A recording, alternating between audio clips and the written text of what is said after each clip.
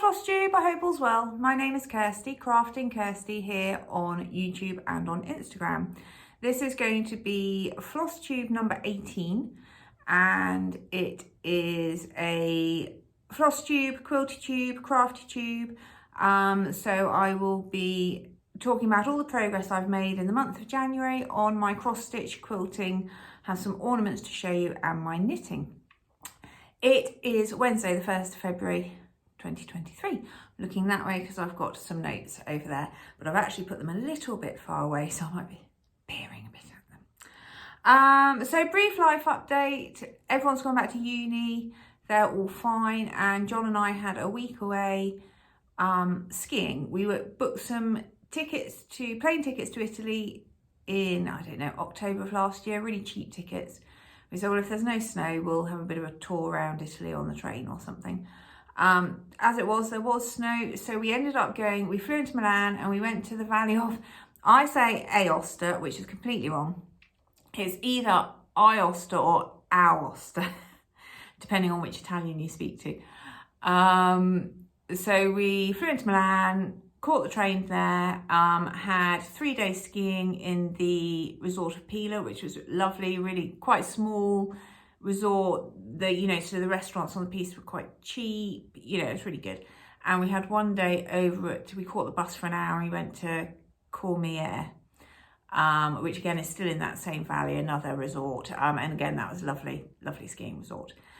We then went back to Milan, and from Milan we caught a bus and we went down to Venice for a day trip. So yeah, which was absolutely fine. It was a lot shorter. I mean, we weren't going to have a huge amount of time there anyway, but it was a lot shorter because sadly, about 9 minutes outside of Venice, the coach collided with a motorbike. And we suddenly heard this noise. I was like, oh my God, that's something being dragged underneath the wheels. And we just stayed sitting down, and the bus driver got out, and there was all a kerfuffle. He did get on 10 minutes later and said, well, he's not dead. So, oh, okay, whoopee. But he was obviously seriously injured, poor chap. So he had to wait for the ambulance and the police and witness statements and all that. So that sort of rather cut into that time, but I'm sure it didn't disrupt our day quite like his day was disrupted. So we ended up getting a water taxi down to St. Mark's Square, which was a really good way to do it. Had a very brief sort of packed lunch in St. Mark's Square. It was a lovely, sunny, freezing cold, but sunny day. So we just sat on some chairs in St. Mark's Square and ate a quick packed lunch. And then we basically Google walked our way back through all the alleyways back to the bus. And that was a really good way to see it, I think. It was quite amazing. You sort of see Venice all the time on the TV, but actually until you're there, it is an amazing place. Although John and I both embarrassingly admitted to each other that actually the most that we knew about Venice was from all the James Bond films. So we thought we ought to sort of read up on it a bit more. But yeah, there we go. So that was that. And we're now, as I said, the first month is gone, 11 months till Christmas. Woohoo! So I'll start talking about cross stitch now. I have kept to my loose plan so far and it's working quite well. So the first piece I picked up, so basically over the next 3 months now, up until sort of March, April time, I want to get 4 medium-sized projects finished, work as much as I can on that project and do some outlining on another project. It will all become clear. So the first project I picked up was from, I have got the charts here somewhere. Or did I not get this? Oh no, I did get this one out, sorry. No, that's not it. No, I didn't get it out. It was Hare's Autumn from Plum Street Samplers, and I have finished it. Excuse the big crease down the middle. I did give it a brief iron, but it was only very brief. So this is being done, I think this is 25 count vintage mocha. Yeah, so I finished that one off, so I'm quite pleased with that. That will be turned into a pillow. I think I've got most of the Hare series. I've already done the Hare Spring, which should be coming out soon.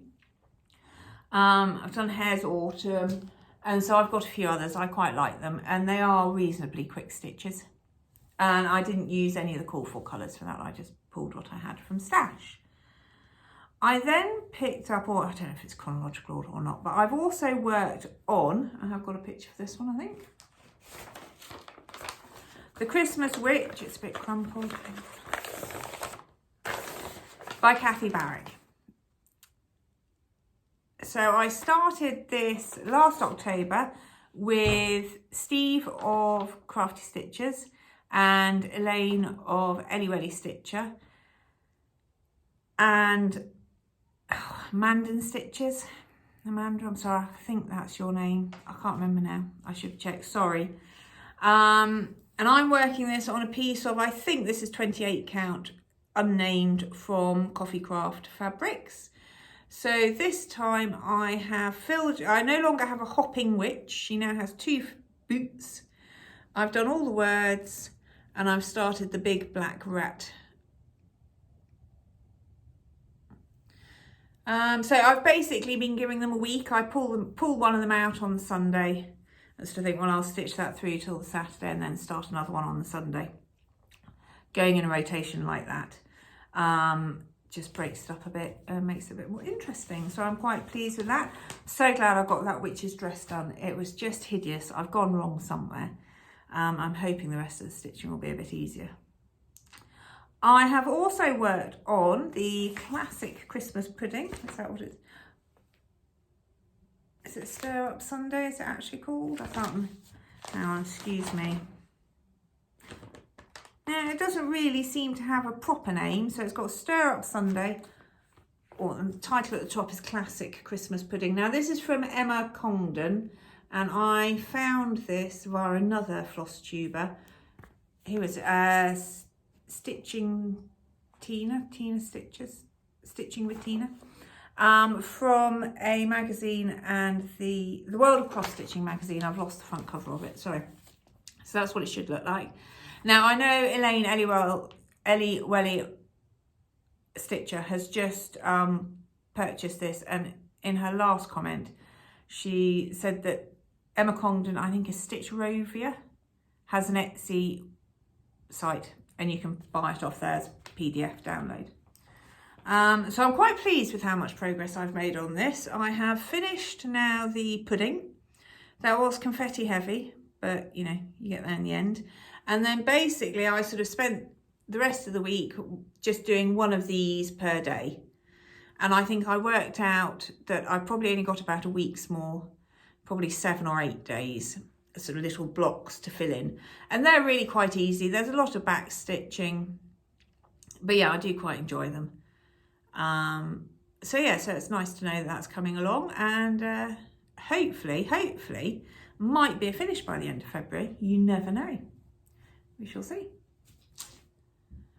And then the final medium small piece that I wanted to get some work on, or I decided to pull out, and I only pulled this out on Sunday, so it's only had 2 or 3 mornings on it, is Plum Street Sampler's Bounty Sampler.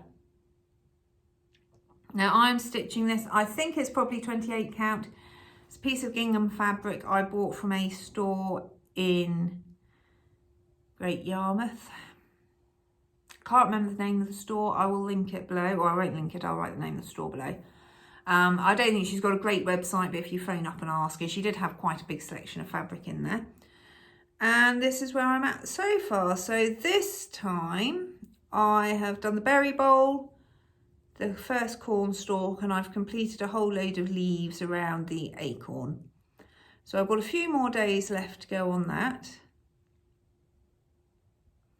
Really enjoying it. I do love the fabric. I love the look of the fabric. It's not, I don't find it the easiest to stitch on, I have to say. Even though it's only 28 count. And the white, there's a white fence down there underneath that corn. That really isn't showing up. I don't know if I'm going to have to back stitch that, or maybe not, I don't know.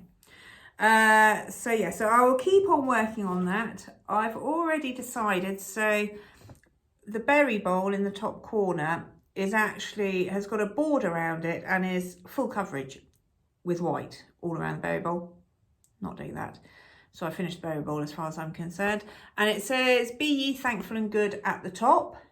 That's over 1. won't be doing that. I might if I'm feeling energetic, put it along the bottom over 2, or I might just leave it off completely. We shall see whether I am over the project by the time I've finished it or not. And then the next piece is my Huntsman. So this is the Huntsman from the Scarlett letter. Now this is the piece I had planned that I was going to try and do, because there's a lot of block colour stitching in here.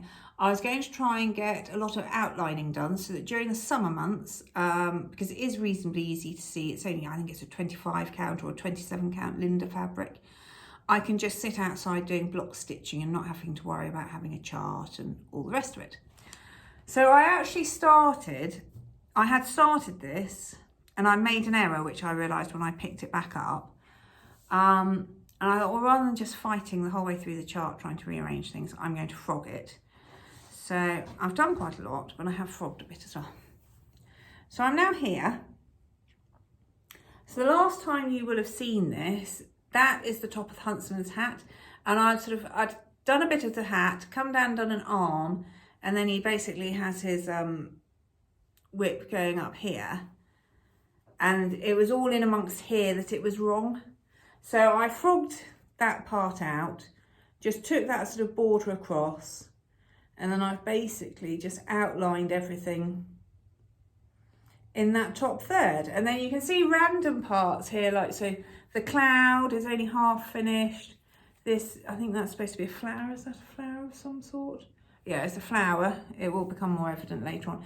So they've only got half stitch, you know, they've only sort of got bits of stitching in. That's from where I did take this on holiday with me, and I just stuck a couple of colours into the block areas. And I thought, well, at least then I can just sit and sew on those if nothing else. Actually, you know, as with everywhere else you go, the lighting wasn't good enough. I couldn't see. So I didn't really get to do all that much with it. But yeah, I'm quite chuffed with that. I think there's quite a lot of outlining done there.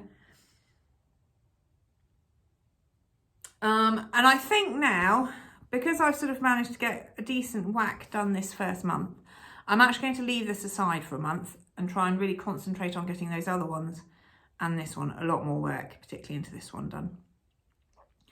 To keep to my deadlines that I've set myself. So then the final piece, and I've hung it behind me because it is just a monstrosity, is the Morris Dancer from GigiR. So this is the adapted Maria Cooper sampler 1790. And this is what it should look like. Mine will look a lot brighter, but this is what it should look like. Now I'm doing this on 27 count Linda, wiggle to one side, and it's just easiest to hang it up like this, really, because then you can see it. So this time I filled in these trees. I went up and did the angel or the cherub up at the top. Initially I only did his body and I was going to sort of put it down, and then I just thought, oh, I can't. It really looked like a blow-up doll. We just can't leave it like that. So I finished him off. There's one dodgy trumpet. There's going to be a second dodgy trumpet on the other side when I get around to it. I then came down and I started the gentleman with a dog and the 3 sheep. Now I went to a stitch and chat day with the Essex Needles retreat halfway through January. And I took this with me, so I've outlined the grass and done the sheep, and then I thought, oh, hang on. And then I thought I can just fill it in. Well, I did spend a lot of the day stitching and chatting, but a lot of the day stitching, and it took me another 2 nights to actually finish filling it in. And you can see there's 2 white sheep, and you can't see it very well, which is a pain, but there is a black sheep there. That was because I ran out of the white thread, and I desperately wanted to put a sheep in so I could just stitch around it. And I thought, well, we'll do a black sheep because everyone likes black sheep. But it doesn't show out that fantastically. Then finishing that, I moved across and I've done this little cottage with the sort of vine out to the side of it.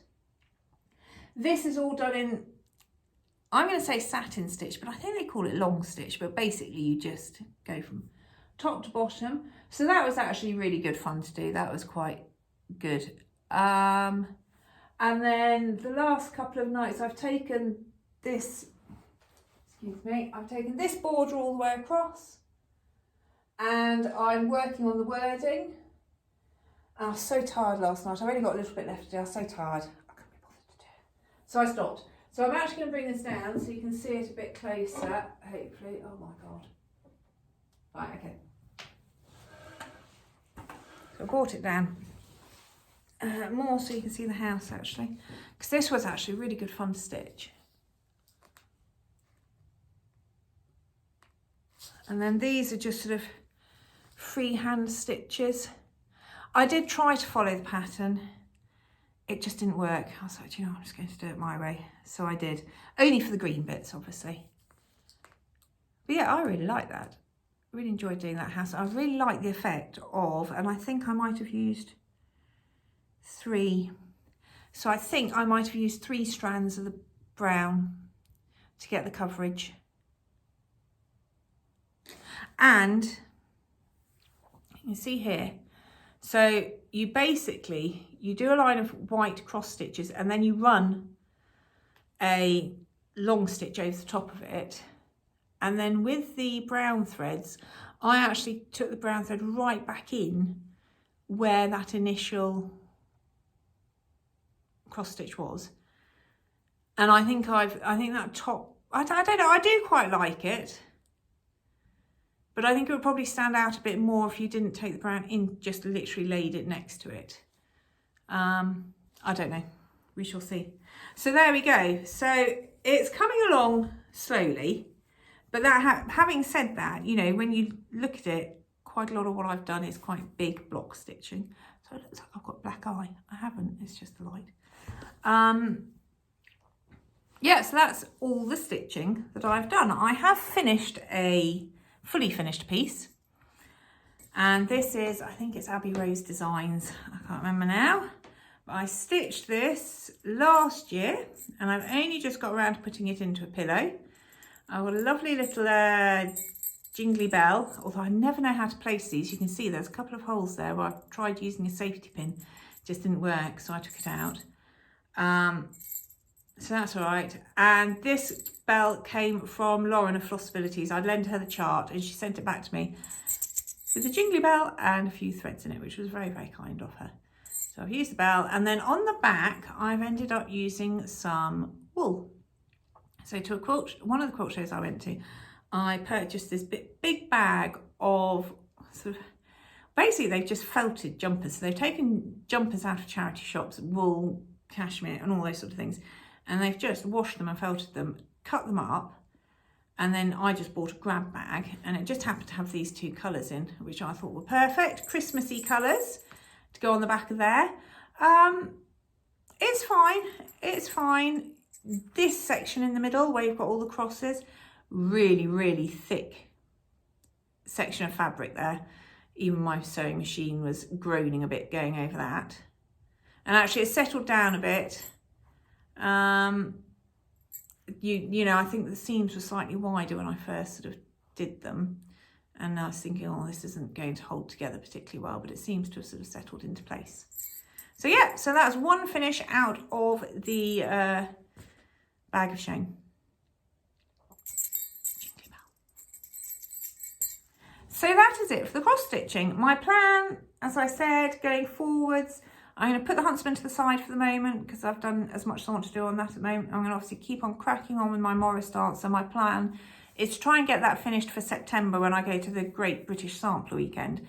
When I say that, I actually want, because I know that I'm not going to get to work on it much over the summer. So really within September, it's still a busy month. I really want the smallest amount left to do on it, if I have to have anything left to do on it. And then, yeah, I've got the small or the medium-sized projects that I've shown you, and I've got one more, which is my Owl Forest embroidery Merry Christmas. So I will be concentrating on those and the Morris Dancer over the next month. So if you're not interested in the quilting or the ornaments or the knitting, then I will say goodbye to you now. Thank you very much for popping by. I hope you have a good stitchy month, and I'll be back at the beginning of March, hopefully.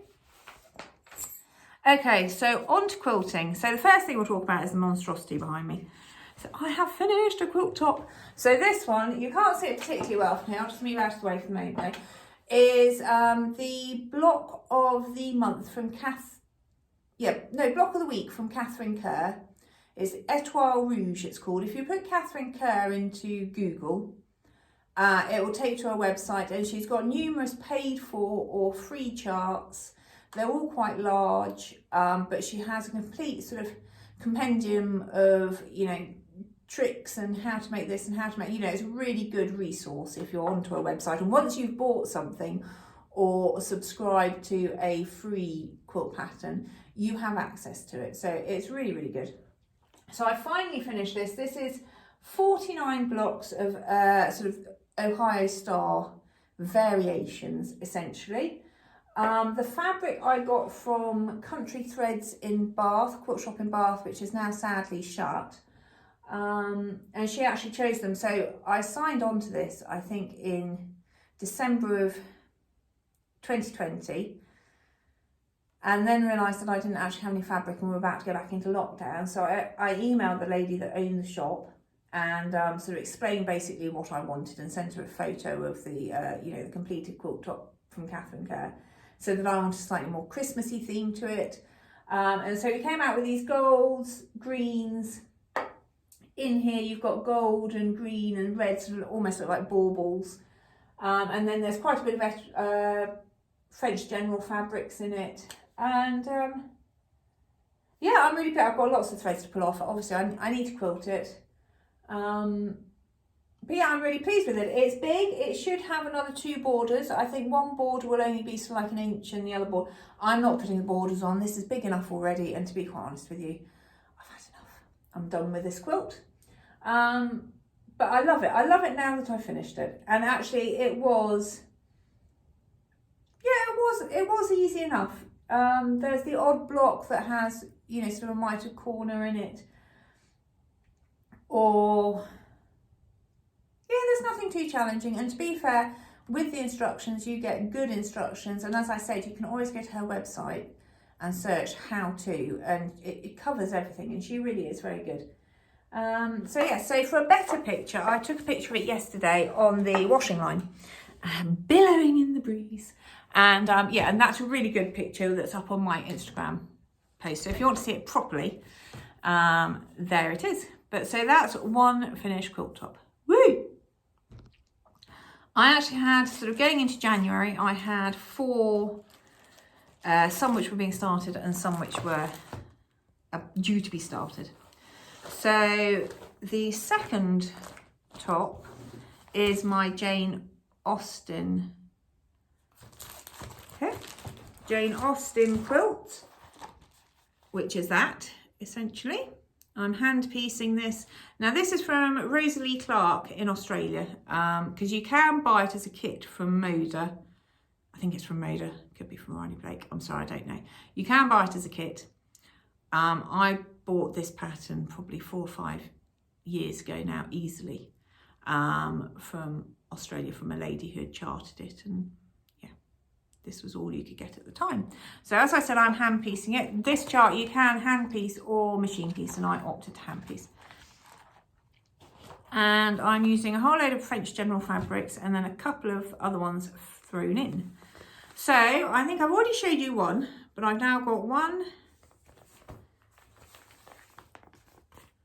2, 3 pinks.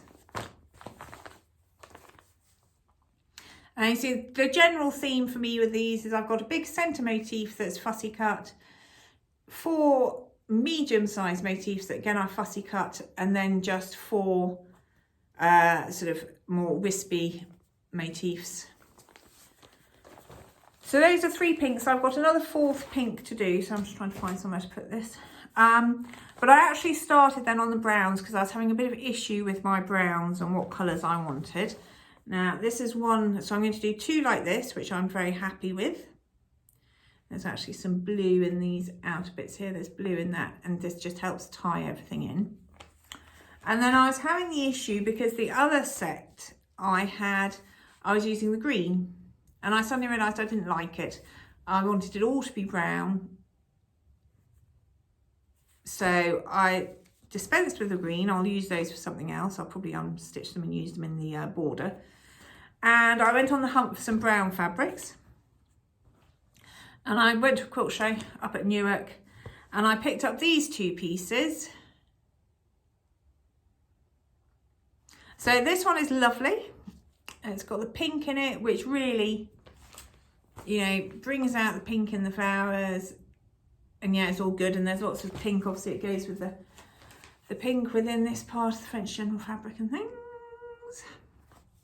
So that's really good. But I'm not actually going to use this. I'm going to save this and use it in the border because I like this one. And I like this one again because it's fairly similar in design. Not so much to this one, although this is willowy and wispy and all the rest of it. But more to sort of this pinky one here. And so I've decided that, so obviously I'll have two like this and then I'll have two all exactly the same, apart from these four will be done with this one. So, and then I have another whole load cut out, not yet glued. So that'll be the next section, will be to actually glue the pieces over so I can then stitch them together. So that's coming along quite well. It's very enjoyable. It is quite, you do have to be very precise with these. I have to say that there's been quite a few that I've had to unstitch and restitch again. If you don't line it up exactly, it then becomes very awkward. But yeah, so that's really good. Enjoying that. Obviously I finished that. I have pulled my Lady Tulip quilt out yesterday. I only got it out yesterday. Because actually I haven't had my sewing machine out for most of the January. And I've started on a block of that, but I will show that in February when I've got a lot more done. So that was Lady Tulip from Laundry Basket Quilts. It was their last year block of the month. And then the one that I haven't started yet, but I will be starting this month, is my Caution Curves Ahead. Now this is a quilt from Jen Kingwell, and I am getting this through So Hot UK here in England. And basically you get sent each month sort of obviously the pattern. You also get sent the templates. And I was in the section, I had my subscription also included some fabric. You can have two colourways, coastal or bright. And so I went for coastal. The fabrics I was receiving didn't appeal to me. And so I waited for the second month and again they came and I just thought, no, I don't want to use these. So I emailed So Hot and I said, you know, didn't really give them a reason why. I just said, is it possible to change so I only get the pattern and the templates and not the fabric? And yeah, they were very good. They said, yeah, that's absolutely fine. Due to the way the system works, we'll have to charge you and then refund you for the fabric. And I said, well, that's absolutely fine. So I'm just waiting because I've had my first notice this morning to say, oh, you know, we're getting it ready. So it'll be interesting to see whether they remember. I'm sure they will, whether they remember or not, or whether I just have to chase them a bit and say, actually, I don't want the fabric. But yeah, so what I've eventually decided to do, I'm quite chuffed with myself about this now, is pick my own fabric. And so ages ago, years ago, I think probably pre-COVID, there used to be a shop in Leicester called Kisco, I think it was. It was like a wholesale fabric shop. But on the Sundays, the public could go if you remember. So you paid £5 to be a member and you could go. And it was really, really good shop. It shut down. Well, certainly shut to the public. I don't know if it shut in total. But I went with a friend, but it's all a bit sort of like, there's just stuff everywhere. But one of the things I managed to find, and I've got 3 of these, were essentially, I'm assuming, these are sort of almost like salesman, can't think of the word of it now, sort of representation. So, you know, this is what the sort of, who is it, Andover would have sent to the wholesaler and said, look, this is what we've got. Do you want to order it? So I picked up 3.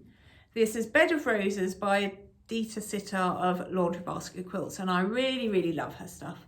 So you've got a fat quarter here that goes along the back, And so this is basically one of her sort of, one of her collections. And then these are 10-inch squares. So I've got all of those. So I've got a blue set, or dark blue set. This is Bed of Roses again. This is a more purpley greens, but it's all very floral, all very nice. And then the third one, again, Bed of Roses, and this is the pink sort of shade of it all. So pinks and creams. So I decided, so I've had these in my stash for ages and sort of been thinking, I really need to do something with them. So I'm thinking, I could make project bags with them. I thought, it's a bit of a waste. It's really nice fabric actually, and there is quite a lot of it. And so I suddenly thought, well, I'll use those. I've got a whole load here of creams and sort of brown on creams that I'm going to use for the backgrounds. Blues, things like this to make it a bit more scrappy. That's quite a pretty one. I don't know whether I'll use that as a background or a main. It depends on the size. Quite like that. So I'll hold that up a bit longer. I don't know if you can see it particularly well. That's quite pretty. And then I've also got this charm pack of Rosewood by Three Sisters, which again is all very sort of, actually that's the wrong way to do it, isn't it? Sorry. This isn't working very well at all, but it's basically all very similar, creamy blues, greens, reds, but all within the same sort of tones. So essentially I'm going to use these for the bulk of the sort of applique things, all of these ones, and put them onto these as backing. Although I did think I might mix it up a bit and use some of these bolder ones. This, sort of this bigger one possibly is the odd backing. It's interesting to watch because I'm on a Facebook group, and obviously, I think Kingwell is in Australia, and there are already people that are on sort of month 5, and I'm only just about to receive month 3. But it is interesting seeing all of theirs come together and seeing how they all work. But yes, basically, it's just a pattern or a quilt full of lots of curves and I just thought, well, do you know what I've never done a curve really particularly within a quilt, so I just need to crack on and do it. So I will be starting that this month. Now I've finally sorted out my fabric choices, I'll be starting that this month. Oh, and just to go back to Jane Austen quilt, sorry. I was talking in my last video how it's very, very difficult nowadays to find a piece of fabric with such a large print on it. And I did have Stitchy Rach sort of commented and said, well, I don't know anything about quilting. Could you do a cross stitch on it? Yes, I could do. There's absolutely no reason why I shouldn't cross stitch a design, probably from something, I think, as you said, hats, hands across the sea, have big floral bouquets, all of those sorts of things. The only reason why I probably won't is because actually that centerpiece, again, is within this size, and it's fairly well fully covered, and it would just take me forever, and I really just don't have the enthusiasm for it. So I will be doing some applique work. But to answer your question, no, there's absolutely no reason why you shouldn't do a cross stitch piece. And I think I was watching somebody or following somebody on Instagram last year who was doing this quilt, and I asked her what she was going to use for the middle, and she said she was going to cross stitch something. So you never know. I might do, but I seriously doubt it. I think I'll applique in the middle. So that's it for the quilty section. I think I will just, well, I don't think, I know, I will carry on with my Jane Austen. I'll start my Caution Curves Ahead. I'm already doing the Lady Tulip. I need to back this. I actually need to buy some backing fabric. So I need to make a sandwich out of this. And I think I might hand quilt it, but doing a long running stitch. And I might, I think, find the center and do stars and just do ever, a star that just gets bigger and bigger, and you keep going round it. I think. I don't know yet though.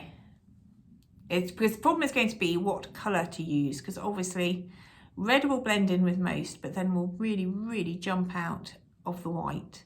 But I'm quite surprised now it's all put together, quite how much the white does stand out of it. So it might be quite nice to break it up with a bit of red. I don't know, we shall see. Anyway, so that's the end of the quilting section. Thank you very much for staying if you made it this far. I am now going to go on to my ornaments and knitting. So if you're not interested in that, have a good month, and I hope you will be back to see what I've been up to at the beginning of March. Take care. Okay, so ornaments. I decided to pick out and start the Primitive Easter Bunny Bowl Fillers / tucks. And this is from Peach Bottom Primitive Patterns by Denise, who is primsbydenise@yahoo.com. But if you put Peach Bottom Primitives into Etsy, that's where you'll find it. Now, this is what it should look like. It's really, really simple, really easy. But I've had this, I was going to say discussion, but it's more of a monologue, isn't it? I'm just talking to you really. With regards to grungy primitives. And I like the primitives. I'm less keen on the grungy section of it. So I thought, right, I'm actually just going to do a complete array of bunnies and see what I like. And I just kept on coming up with ideas of, well, you know, this, that and the other. So far and to date, definitely a winner for me. I've made these two. Now these I made, this section is all a mini charm pack. And then this was just some fabric I had and I just put it on the side and on the back because I didn't have quite enough charms to make 2 full rabbits. But yeah, so I've got 2 there and I really, really, really, really, really, really like these. I think this to me, so this is primitive design wise. I might put an eye on them, I might not, which is what I like. But I love the colour. It is, I think it possibly was a Joe Morton, it's Civil War, or is that sort of my sort of colouring. And yeah, I really, really like it. Really, really, really like it.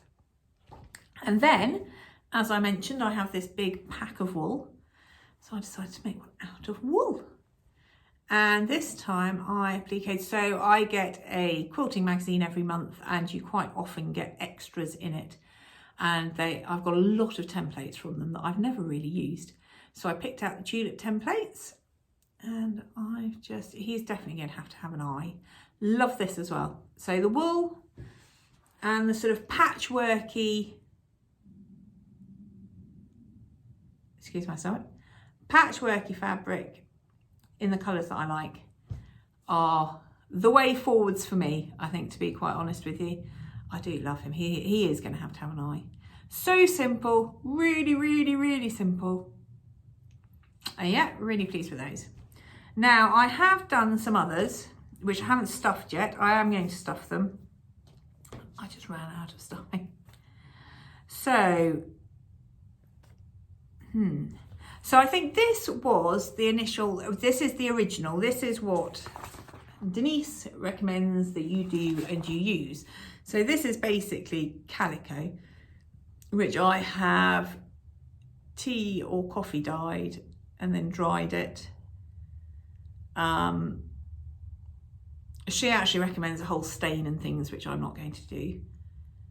I don't mind it. I have got a whole bag here of various multicoloured silks from a shop that will be going around, probably the majority of them around their necks. Yeah, it's all right. I'll stuff it. I'll put a scarf around him and we will see. I've done another one here again with calico, a thinner calico this time, or a softer calico. And I've put some Easter eggs on the bottom of him. So I don't dislike that. I do like that. I like the eggs. I think it is just the grunge. It's the grunge that I'm not keen on. So if I'd have done this and put eggs on him, I'd been quite happy. This probably wouldn't need eggs because there's enough going on already. I think it is just generally the grunge. But he will get stuffed and have a scarf around him as well. And then I did these And in some ways, I wish I hadn't tea dyed them actually. So this is a material, and I just thought it was lovely in spring-like material, pretty flowers on it. I actually bought, because I was doing a dressmaking course, to make a shirt. Never made the shirt. This is the most stretchy, dreadful material for doing anything like that with, I think. So I thought, well, I'll use this. And again, and in some ways, I wish I hadn't. I quite like those without. I have got more of that material. I might make them without. But again, I will stuff them, give them a ribbon and put them somewhere. So yeah, there's 2 of those done like that. Sorry, so I've done 2 so you can have them facing each other. So as you can see, my bunnies have done what all good bunnies do and have gone forth and multiplied. And then the last lot, I haven't even stitched these 2 together yet. But this is fabric. So this is just cream with a red polka dot on it. And these will go in the kitchen because my kitchen is basically red, white and black.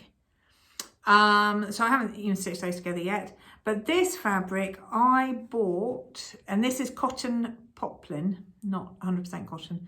This fabric I bought as a possibility for the sashing here, because it asked for polka dot sashing, or they use polka dot sashing, and I just couldn't find anything that I liked. And I don't dislike this material, but I don't want to use it within a quilt. So instead, I will have 2 rabbits sitting on my kitchen windowsill, white with red polka dots. So yes, so it was interesting. It's very easy to do. As I said, this is one of the most simple designs I think she's come out with. Hence the fact that I've gone down so many rabbit holes, pun intended, with them. But I thought I'm just going to have a really good try and see what I like. And definitely for me, the old patchwork, but primitive style. And I love this wool one with the tulips on it. So I think in future for the other, because I've got lots of her ornaments, I will be going down those routes more than the sort of calico tea coffee dyed route. So yeah, so that's ornament wise, that is all I have done, although I say all, it's quite a few. 3 stuffed ones and quite a few unstuffed. And yeah, as I said, I have all these different coloured silks and ribbons that I bought from a very random shop in Huntsman one year. I think that's where it came from. But it'll work for things like that. So that's it for the ornaments, and I'm now going on to knitting. Which won't take too long, but if you're leaving me here, thank you very much for watching this far. And again, I hope you'll come back at the beginning of March. I hope you have a good stitchy, quilty, ornament making month. And I'll see you again soon. So my knitting at the moment, where has the pattern gone? Is that it? Yes. So at the moment I'm attempting, note the word attempting, getting wrong already. I'm attempting this gorgeous V-neck sleeveless sweater from Gorgeous Alpacas. So I bought this as a kit from a Christmas craft fair. And I've started it because I like it, obviously. And also I wanted to do a sweater without sleeves because sleeves really terrify me. So I didn't work on this for the first couple of weeks because I thought this will be the thing that I take on holiday with me because I'm bound not to see the cross stitch even though I'm going to take it. And again, I couldn't. So I did manage to knit on this a lot over the holidays. In fact, I thought I had put in, yes, so that's bottom, that's my marker, and I'm now up to here. So now this is the back of this sleeveless sweater, which I'm quite pleased that it's the back because I've messed up on the ribbing, which I've already talked about. You can see, I think you can see, lines, various sort of diagonal lines throughout it. Basically, I'm not going to say, obviously it's pay pattern, I'm not going to say too much, but a lot of this is you knit stockinette stitch and you make one in the middle. And where I seem to be making one, I seem to end up with a diagonal line going off. So then I sort of move it and then, yeah. So next week I go to a quilt group for the day and a lot of the ladies there are very, very good knitters.